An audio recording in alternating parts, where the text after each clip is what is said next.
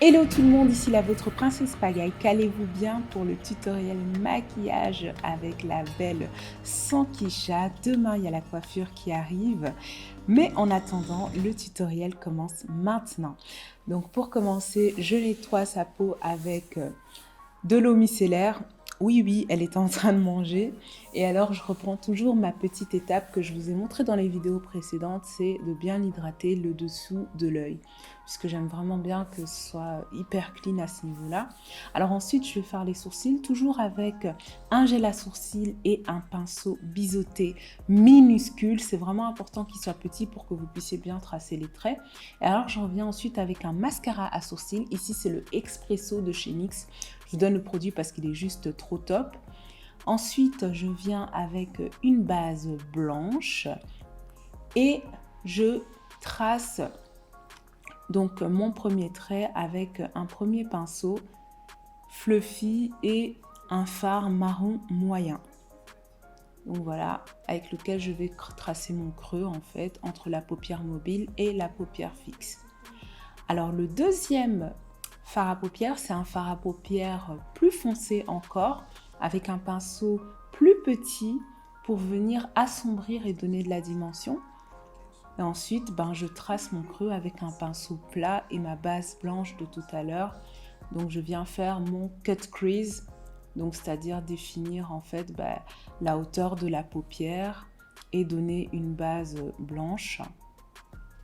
Donc ensuite, je viens avec un fard irisé dans les tons bleu, turquoise. Il y a plusieurs variations de couleurs. Il est un peu irisé comme vous voyez là. Et je vais le poser là où j'ai tracé mon creux. Comme vous voyez, je suis remontée quand même assez haut. Alors ensuite, simplement, je viens déposer des paillettes dessus. Donc toujours la même technique. Je prends de la colle sur mon pinceau. Je prélève les paillettes et puis je viens les poser sur l'œil et je le fais en plusieurs couches de manière à avoir des paillettes vraiment sur tout l'œil. Après, l'idée c'était pas d'avoir un truc super rempli en termes de paillettes, mais d'avoir quelque chose d'assez lumineux. Et comme vous voyez, je suis remontée quand même relativement haut de manière à ce que quand elle est les yeux ouverts, on puisse le voir. Ensuite, une fois que j'ai collé mes paillettes, je viens avec mon eyeliner en cake et je trace donc mon trait de liner.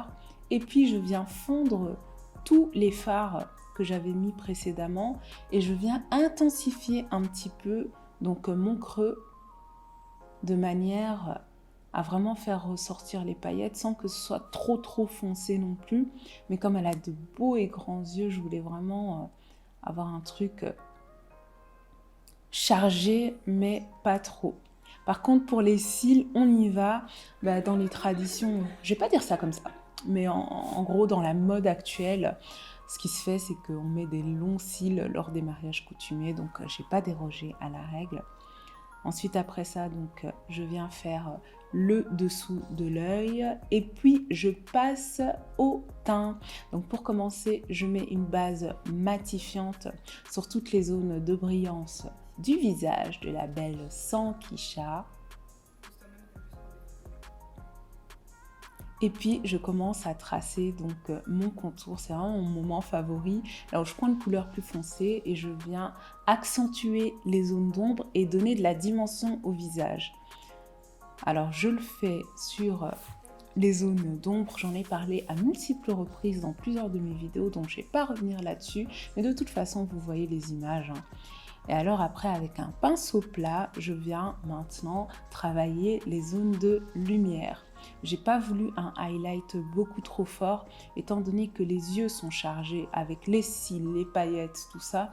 Donc je suis restée sur un highlight, donc une couleur de lumière pas trop claire par rapport à son teint.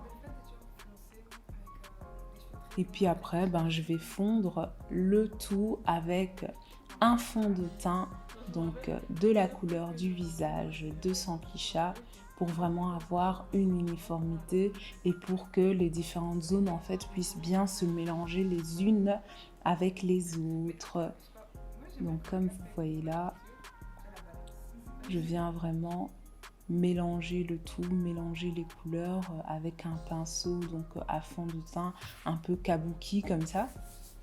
Alors ensuite, je vais prendre une poudre bronzante et je vais repasser simplement sur les zones d'ombre et ça va me permettre aussi de fixer ces zones-là. Et ensuite, une poudre translucide pour le bas des yeux. Et je viens aussi donc avec mon éponge réappuyer dessus pour bien faire rentrer la poudre. Donc je passe mon pinceau et je passe mon éponge pour vraiment bien fixer le tout.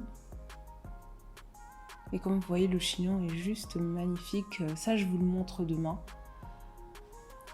Et le look, ouais, fallait que ça pète, quoi. Donc voilà, ensuite, je viens avec un fond de teint marron que je vais utiliser pour tracer le pourtour de sa bouche. Et puis un gloss rouge à lèvres, donc beige. Et je finis avec un gloss transparent pour avoir vraiment de la dimension.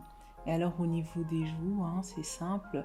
J'ai utilisé une couleur un peu orangée, rosée.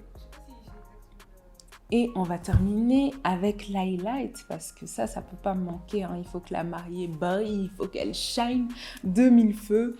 Donc c'est ça qu'on a fait. J'ai utilisé donc un et plusieurs highlighters. Donc au niveau des joues, j'ai utilisé du rosé et du doré. Et au niveau du front et du nez, j'ai utilisé du neutre. On a fixé le maquillage, j'ai remis la coiffure et regardez-moi juste cette beauté, elle est magnifique. On se retrouve demain pour la coiffure et en attendant, si vous n'êtes pas encore abonné, c'est le moment, c'est l'instant. Je vous fais de gros bisous et à très bientôt. Ciao, ciao!